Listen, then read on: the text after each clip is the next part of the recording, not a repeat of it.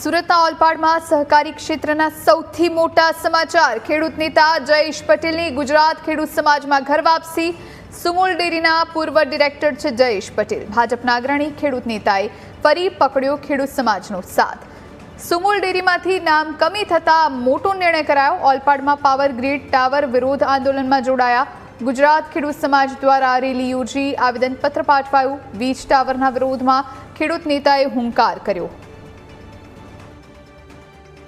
Power line નાખવા માટેના જે પ્રવર્તમાન કાયદાઓ છે એમાં વળતરને લઈને કોઈ યોગ્ય નીતિ નથી, એટલે ક્યાં તો અમને બજાર કિંમતના 4 ગણા અથવા તો ટાવર દીઠ 50,000 રૂપિયાનું માસિક ભાડું, એવી કોઈ નીતિ નક્કી ન થાય ત્યાં સુધી ટાવર દીઠ 2 કરોડ રૂપિયાનું વળતર મળે એવી માંગણીનું અમે આવેદન આપ્યું છે। જે પ્રકારે 15 દિવસમાં જ જમીન ખેડૂતો પાસે ખરીદી લેવામાં આવી હતી અને એની બિનખેતી કરી દેવામાં આવી, એના મોટા પ્રમાણમાં રાજકીય આંકાઓએ, તાલુકાના આંકાઓએ મોટા પ્રમાણમાં નુકસાન કર્યું હતું અને એ અનુસંધાનમાં સમગ્ર બાબતની તપાસ રાજ્ય સરકારે કરી હતી અને કલેક્ટરે પણ એની સામે મનાઈ હુકમ કરવામાં આવ્યો હતો।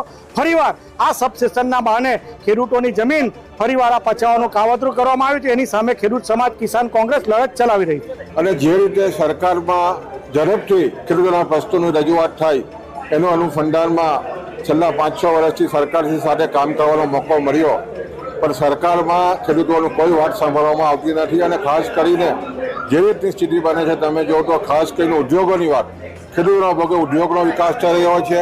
ટેકાના ભાવની પણ વાત કરીએ તો આ વિસ્તાર શેરડીનો છે, 2015માં જે શેરડીના ભાવ મળતા આજે પણ એ જ છે। એટલે જે રીતે સરકાર ખેડૂતોની વાત કરે છે પણ જે રીતે ખેડૂતોનું શોષણ કરી રહી છે એ ચોક્કસ મેં નિહાળ્યું છે। એટલે આવનારા દિવસોમાં મક્કમતાથી ખેડૂતો સાથે લડાઈમાં હું જોડાયો છું।